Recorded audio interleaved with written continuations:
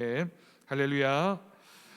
오래된 얘기입니다. 제가 2000년에 결혼을 하고, 제가 3월에 결혼을 하고, 그 이듬해 4월에 제 딸이 태어났습니다. 그때 제 나이가 30살이었고요. 제 아내가 24살이었습니다.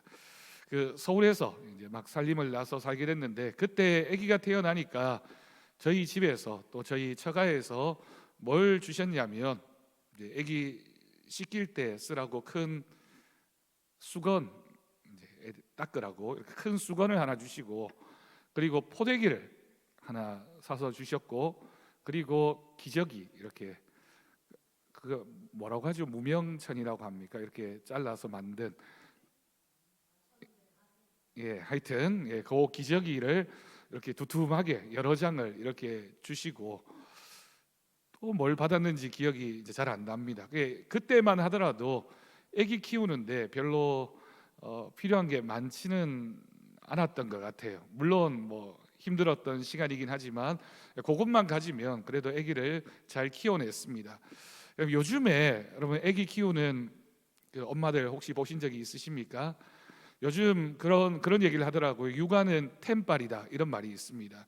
무슨 얘기냐면 아기 키우는데 필요한 게 굉장히 많답니다. 그래서 아기 하나 이렇게 어디 데리고 예를 들어서 여행을 가거나 명절에 어느 집에 간다라고 하면 차에 한가득 싣고 가야 됩니다. 애 하나 고작 뭐 이틀 3일 가는데도 그 필요한 것들이 얼마나 많은지, 유모차도 실어야 되고, 거기에 뭐 저는 요즘 애를 키워보지 않아서 뭐 실리는 것도 많고 들고 가는 가방도 여러 가지고, 뭐 그 조그만 애 하나 돌보는데 뭐 많이 그렇게 필요한가? 여러분, 그러면 그런 것들 없으면 애를 못 키울까요? 어떻게 생각하십니까? 여기는 아마 그래도 애기 다 키워보신 이미 할머니 할아버지 된 분들이 많으니까, 그런 거 없으면 애 못 키웁니까? 어떻게 생각하십니까? 요즘 친구들이 들으면 못 키웁니다, 이렇게 얘기합니다. 못 키운대요. 근데 그 말이 맞는 것 같기도 해요. 여러분, 여러분들 집집마다 세탁기 다 있으시죠? 청소기 다 있으시죠? 없으면 못 삽니까? 삽니다. 살긴 사는데 만약에 세탁기가 없어졌다면 한번 생각해 보십시오. 그럼 이제 오늘부터 여러분들이 이제 욕실에, 요즘에 앉는 것도 구부려 앉는 것도 어려운데 구부려 앉아가지고 큰 다라이, 저희 집에서 아기 태어났을 때 큰 다라이도 하나 줬습니다. 아기 씻기라고.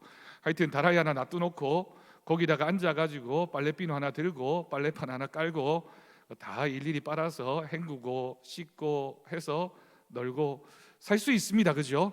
살 수 있긴 한데 아마 일주일 정도 지나고 나면 나 세탁기 없어 못 살아 라는 분들이 있지 않을까요?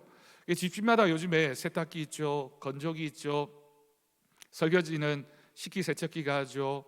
또 청소기는 요즘에 그냥 본인이 청소 이렇게 밀고 다니는 것도 귀찮아서 로봇 청소기라고 하는 게 나와가지고 지가 알아서 먼지도 다 빨아들이고 닦기도 하고 세척도 하고 다 뭐 먼지통도 비우고 다 하는 그런 기계가 나와 있습니다. 옷도 집에 와서 이렇게,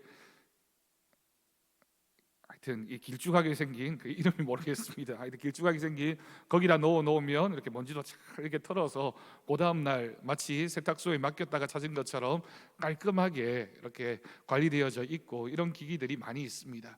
없으면 못 살까요? 살 수 있지만 예전으로 돌아가는 게 사실은 어렵습니다. 우리도 지금 이 시대에서 한 10년 전으로, 뭐 20년 전으로 돌아가서 살라라고 하면 살 수는 있겠지만, 그러나 굉장히 불편함을 느낄 수밖에 없을 겁니다. 저는 오늘 말씀을 준비하면서 그런 생각을 했습니다. 은혜가 뭐냐? 은혜는 알아야 은혜다라고 하는 겁니다. 그러니까 지금 내가 누리는 것에 대해서 감사하는 마음을 가지고, 지금 내가 누리는 게 당연한 게 아니라 내가 참 많이 누리고 있구나라는 것을 생각하면 감사가 은혜가 되는데, 그게 당연한 게 되고 또 누리고 있으면서도 그걸 그냥 누리고 있다라고 생각하지 못하면 아무것도 아닌 것이 될 수밖에 없다라고 하죠. 오늘 말씀은 천국에 관한 마지막 비유의 말씀입니다. 예수님께서 오늘 말씀을 보면 천국은 마치 포도원 주인과 같다라고 하시면서 이야기를 시작하십니다. 이 이야기는 굉장히 복잡한 것 같지만 간단합니다. 하루 품삯 한 데나리온을 약속하고 일꾼을 포도원에 들인 주인이 있었습니다. 오늘 말씀에서는 이제 예전 이스라엘 시대에 예수님 당시의 시간적인 표현으로 나와 있지만 오늘날의 시간으로 환산을 하면 아침 9시, 정오, 그리고 오후 3시, 심지어 오후 5시 늦게 들어온 사람들까지 주인이 그 요즘으로 얘기하면 인력 시장에서 일하러 온 사람들에게 똑같이 한 데나리온을 이제 약속했고 그 한 데나리온을 그 일을 다 마쳤을 때 주게 되었습니다. 그러자 아침부터 와서 일한 사람이 불평합니다. 뭐라고 불평합니까? 우리는 그래도 더 많이 받을 줄 알았는데 왜 우리보다 늦게 온 사람들과 우리가 똑같이 받느냐라는 불평을 했다라고 하는 거죠. 여러분, 이 비유는 우리가 예수님의 비유에 대한 해석을 보면 그냥 단순한 노동이나 또는 어떤 일한 것에 대한 대가에 대한 이야기를 들려주시기 위해서 해주셨던 말씀이 아닙니다. 오늘 말씀은 제일 먼저 제가 읽었던 말씀에서처럼 하나님의 나라는 이라고 시작하고 있고 하나님의 나라는 마치 무엇과 같다라고 설명했습니다. 그러니까 이 말씀은 하나님 나라에 관한 말씀입니다. 하나님 나라는 인간의 계산과 전혀 다른 은혜라고 하는 질서 위에 세워진 나라라고 하는 거죠. 우리가 오늘 말씀을 좀 이렇게 도식적으로 본다면 우리가 살아가는 이 세상은 계산적인 나라, 계산하는 나라라고 볼 수 있고요. 하나님의 나라는 그 반대되는 개념인 은혜의 나라라고 정의되어져 있습니다. 본문을 조금 더 자세히 해석해 보겠습니다. 주인의 마음은 한마디로 은혜의 원리를 따라 은혜의 마음을 가지고 자기 이 밭에 와서 일하는 사람들을 대하고 있었다라고 하는 거죠. 그럼 첫 번째 1절과 2절 말씀을 보면 주인은 새벽부터 일한다라고 하는 것을 알 수 있습니다. 천국은 마치 포도원의 품꾼을 얻으러 나간 집주인과 같다. 여러분, 하나님은 일찍부터 당신의 일을 시작하십니다. 주인이라고 해서 어떤 일을 버려놓고 품꾼이 와서 일을 하지만 주인은 가만히 놀고만 있나요? 그 품꾼을 얻기 위해서 일찍부터, 아니 품꾼이 나오는 시간보다 더 일찍 나가서 그 품꾼을 데리고 와야 되고, 품꾼을 관리도 해야 되고, 품꾼이 일 잘하는가도 봐야 되고, 또 오늘 만약 우리 포도원에 온 품꾼이 있다면, 처음 온 품꾼이 있다면 그 품꾼에게 일을 가르쳐 주기도 해야지만 그 품꾼이 그 포도원에서 일할 수 있을 것입니다. 이처럼 하나님도 아침 일찍부터 일을 하십니다. 그런데 하나님의 일하심은 우리가 하는 일과는 조금 다르죠. 하나님은 어떤 일을 하십니까?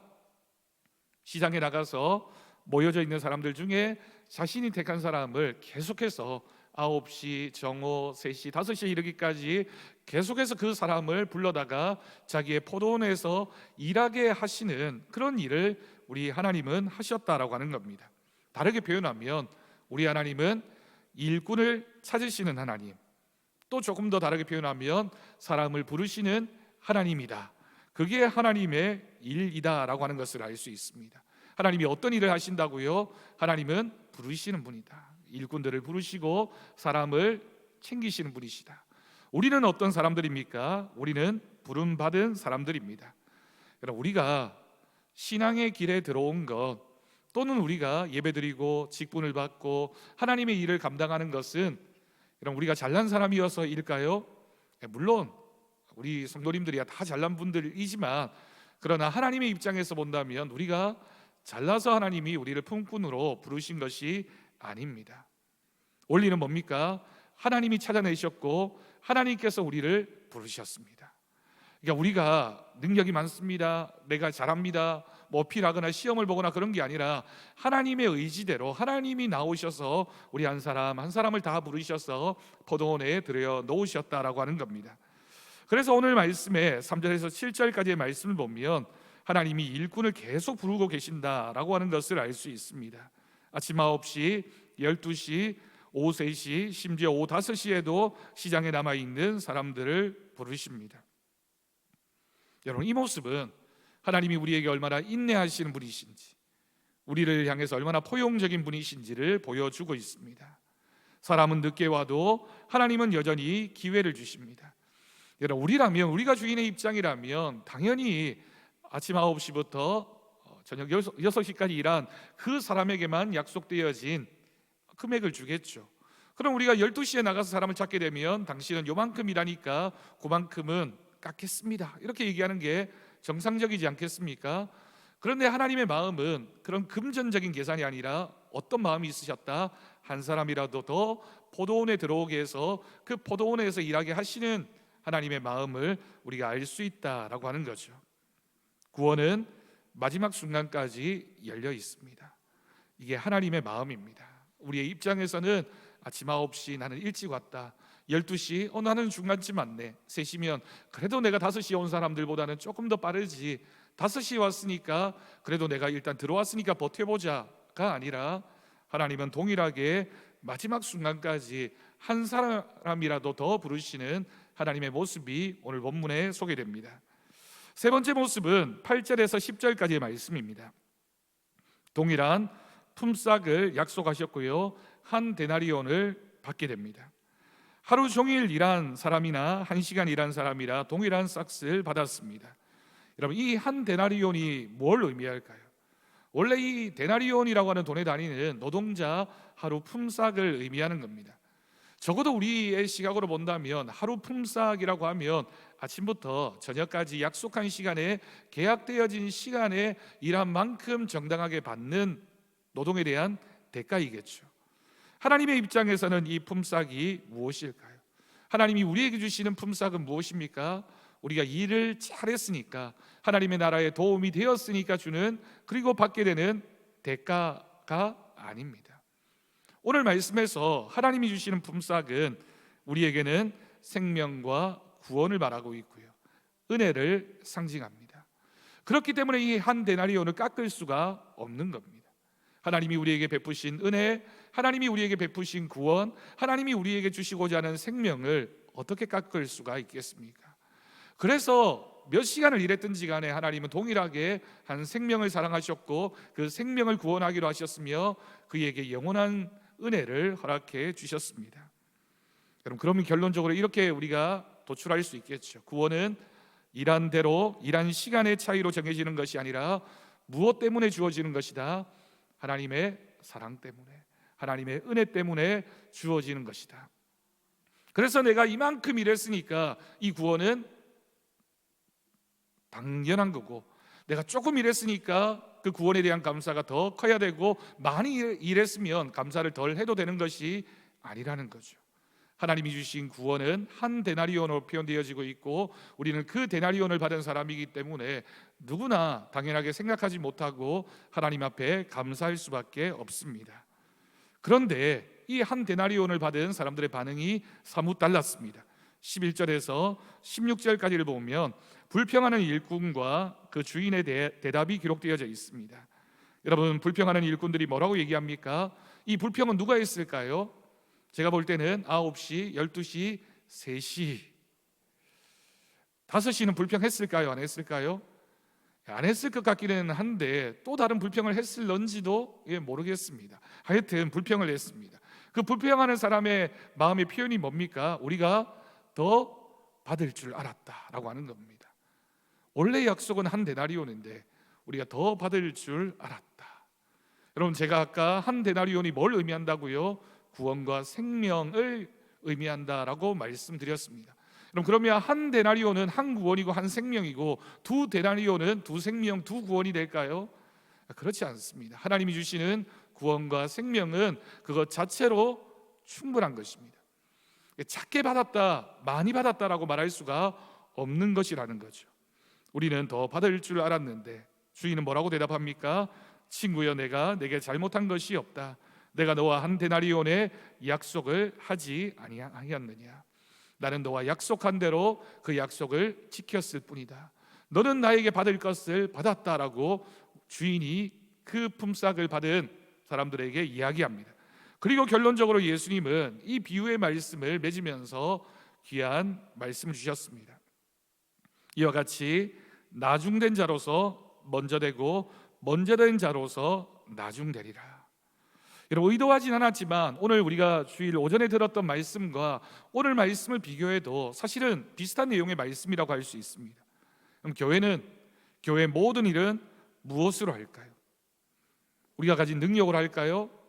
사실은 우리보다 능력이 많은 사람들이 얼마든지 있습니다. 하나님께서 능력 많은 사람을 뽑아서 이 교회 드리기로 하셨다면 우리보다 조금이라도 나은 사람을 다 하시는 하나님이 뽑지 않으셨을까요? 여러분, 교회에서 있는 일을 지혜나 지식으로 할까요? 나보다 지혜로운 사람, 나보다 공부 많이 한 사람, 나보다 학벌이 많은 사람 얼마든지 있을 수 있습니다. 나보다 실력이 많은 사람 얼마든지 있을 수 있습니다. 그런데 하나님은 그런 사람을 택하지 않으시고 나를 택하셨습니다. 돈이나 건강이나 또는 나이로 할까요? 이 질문도 너무 뻔하지 않습니까? 나보다 더 부유한 사람이 있고요, 나보다 더 건강한 사람이 있고요, 나보다 더 젊은 사람들이 얼마든지 있어서 하나님이 그런 기준으로 사람을 뽑으려고 하셨다면 그런 사람을 뽑아서 이곳에 들이셨겠죠.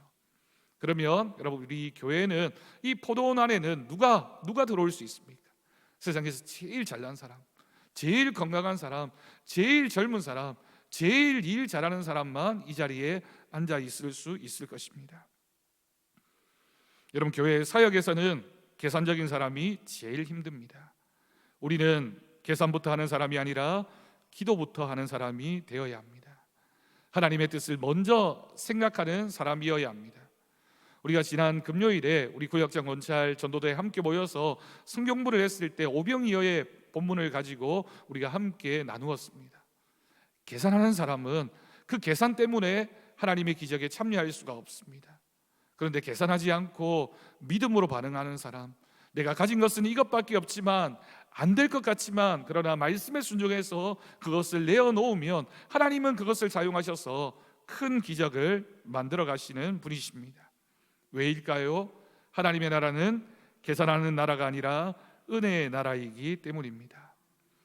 여러분, 오늘 말씀은 우리가 무엇으로 살고 무엇으로 하나님의 일을 감당해야 하는지를 알려줍니다.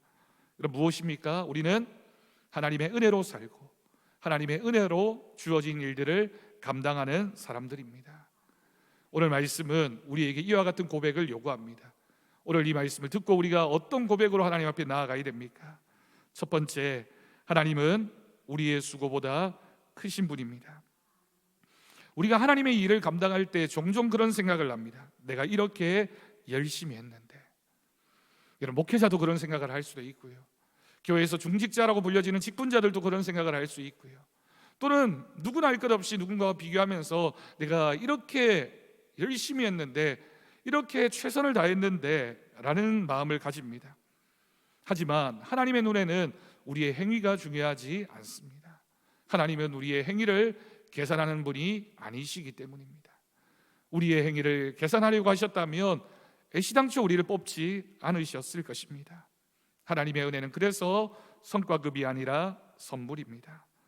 우리가 오래 믿었다고 더 많이 봉사했다라고 해서 구원이 커지는 것은 아닙니다. 하나님이 주시는 구원, 하나님이 주시는 은혜는 우리 한 사람 구원하기에 충분한 것이고, 하나님이 베푸시는 은혜는 우리가 이 땅을 살아가는데 충분한 은혜라는 사실을 우리가 고백할 수 있기를 바랍니다. 우리의 수고보다 하나님은 항상 크신 분이시다. 우리가 어떤 수고를 하든지, 심지어 우리가 하나님을 위하여 순교하는 일이 벌어진다 하더라도, 그러나 그것보다 더 크신 은혜로 우리를 갚아주시는 하나님의 말씀, 하나님의 사랑, 하나님의 은혜를 기억하는 우리 성도들이 될 수 있기를 바랍니다. 여러분, 그래서 두 번째는 비교하지 말고 감사하십시오. 여러분, 신앙의 자리에서 은혜를 잃어버리는 경우, 대부분의 경우가 비교에서 시작됩니다. 비교하게 되면 우리에게 주신 은혜를 잃게 됩니다. 비교는 불평을 낳고 불평은 기쁨을 앗아갑니다. 누군가와 비교하고, 어떤 가정과 비교하고, 어떤 교회와 비교하고, 비교하다 보면 불평하고 원망할 수밖에 없고, 불평과 원망이 있는 자리에는 감사가 생겨날 수가 없는 것이죠. 왜 저 사람은 더 복을 받았을까? 여러분, 그 순간, 우리가 이 질문을 하는 그 순간에 우리는 주인을 바라보지 않고 옆 사람이 받은 몫을 바라보게 됩니다. 나에게 한 데나리온의 은혜를 주신 하나님을 바라보기 시작하면 그 은혜만으로도 충분하게 살아갈 수 있는 것이 풍성한 은혜인데, 하나님을 바라보지 않고 주인을 바라보지 않고 옆에 서 있는 그 사람이 가지고 있는 그 몫을 바라보면 저 사람은 아무것도 하지 않았는데 왜 한 데나리온을 받았을까? 그 순간 비교하게 되고 우리는 은혜를 잃어버릴 수밖에 없습니다. 은혜는 비교가 아니라 감사로만 누릴 수 있습니다. 여러분, 하나님의 은혜를 더 깊이 누리시려면, 하나님이 주시는 복을 더 많이 받으시려면 감사하는 믿음으로 하나님을 찾을 수 있기를 바랍니다. 세 번째, 나중된 자를 위한 하나님의 마음을 여러분 고백합시다. 주인은 오늘 말씀에서 오후 5시에도 사람을 부르셨습니다. 5시에도 사람을 부르신 이 모습은 우리 주인이 얼마나 긍휼이 많으신 분이신지, 얼마나 사랑이 많은 분이신지를 보여줍니다. 하나님께는 너무 늦은 때가 없기 때문입니다. 심지어 하나님의 구원의 시간표에는 마지막 십자가에 달려서 죽어가는 그 순간에 옆에 있는 예수님을 향해서 예수님, 천국에서 나를 기억해 주십시오, 그 한마디를 했던 그 사람에게도 주어졌던 은혜였습니다. 지금이라도 돌이키는 자에게 동일한 구원의 은혜를 주십니다. 그래서 여러분, 복음은 언제나 소망이 됩니다. 우리에게 소망이 됩니다. 늦지 않았기 때문에, 우리가 충분한 은혜를 누릴 수 있기 때문에 늦지 않은 그 소망을 가지고 주님을 바라볼 수 있기를 바랍니다. 제가 예전에 이 본문으로 청년들과 성경 공부를 하다가 한 청년이 끝까지 이해가 안 된다면서 질문을 했습니다. 여러분, 사실 이 본문을 문자 그대로만 우리가 받아들인다면 여러분들도 저도 사실 솔직히 이해가 되지 않는 것이 그런 생각일 수밖에 없습니다. 한참이나 이 성경부에 참여했던 그 청년이 마지막에 가서 질문을 합니다. 그래도 목사님, 하루 종일 일한 사람과 1시간 일한 사람에게 똑같은 월급을 준다면 불공평하지 않나요? 그러면서 혼자만 그렇게 얘기하는 게 아니라 옆에 있는 친구들에게 너도 그렇게 생각하지 않느냐, 너도 그렇게 생각하지 않느냐라고 하니까 전부 다 그 말을 따라서 불공평하다는 거예요. 내가 하루 종일 일한 사람, 1시간 일한 사람 똑같이 받는 건 불공정하다라고 하는 겁니다. 요즘 친구들이 참 계산적이잖아요. 요즘 친구들만 계산적입니까? 우리는 계산적이지 않습니까? 우리도 계산적입니다. 계산이 안 되고 이해가 안 된다고 합니다. 제가 이렇게 대답했습니다. 맞다. 그런데 우리가 구원받은 것도 불공평하다. 왜냐하면 우리가 하나님 앞에서 예배하고 하나님 앞에 봉사하고 하나님 앞에 드렸던 것에 비해서 그 구원이 너무나 크기 때문에 우리가 받은 그 구원도 너무 불공평해서, 만약에 그런 공정이라고 하는 기준으로 하나님이 우리에게 구원을 주신다면 우리도 구원을 잃어버릴 것만 같은데, 나도 내 구원을 받지 못할 것 같은데 라고 이야기를 나누었습니다. 여러분, 은혜는 은혜 받을 자격이 있는 사람에게 주어집니다. 그런데 성경에서 말하는 은혜 받을 자격이 무엇일까요? 은혜 받을 자격은 바로 감사하는 겁니다. 그 은혜를 알아주는 겁니다. 나를 구원해 주신 분이 하나님이신 줄 믿고 하나님 감사합니다, 그 고백만 있으면 그 은혜는 항상 우리에게 주어지는 은혜입니다. 하나님의 나라의 통치의 원리는 세상의 논리와 다릅니다. 오늘 말씀을 처음 시작할 때 우리가 생각해 보았던 것처럼 세상은 계산적이지만 하나님의 나라는 계산적이지 않습니다. 사랑의 나라, 은혜의 나라입니다. 하나님께 받은 은혜를 잊지 마십시오. 여러분, 우리는 이렇게 고백해야 됩니다. 나는 이른 아침에 와서 하나님의 나라를 위하여 수고하고 일하는 사람이 아닙니다. 하나님, 저는 오후 5시에 와서 겨우 이 포도원에 들어와서 일한 사람들입니다. 그럼에도 하나님은 우리에게 동일한 구원의 은혜를 주셨습니다. 하나님, 제가 감당할 수 있는 것은 5시가 아니라 5시 30분 아니 5시 50분에 겨우겨우 들어와서 내가 감당해야 했던 일은 조그만 일밖에 되지 않는데 하나님, 나에게 이런 구원을 주셔서 감사합니다. 하나님, 나에게 이런 은혜를 주셔서 감사합니다. 여러분, 하나님을 바라보며 감사하기 시작하는데 왜 우리가 남의 받은 몫을 바라보면서 그 사람과 비교해서 크다 작다 말할 수 있겠습니까? 우리 모두에게는 주어진 한 데나리온이 있습니다. 그 한 데나리온은 우리에게 주신 구원이며 은혜입니다. 충분합니다. 너무나 충분합니다. 너무나 큰 은혜입니다. 너무나 큰 감사입니다.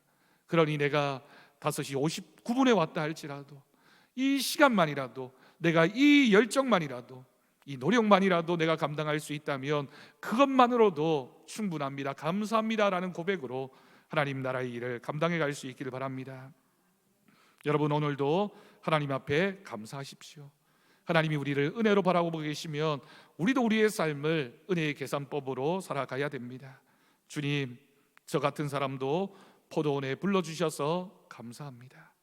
그 고백이 참된 예배이며 그 예배의 감격이 있을 때 우리가 드리는 예배는 하나님이 받으시는 예배가 될 줄로 믿습니다. 그 은혜가 우리 모두의 은혜가 되기를 주님의 이름으로 축복합니다.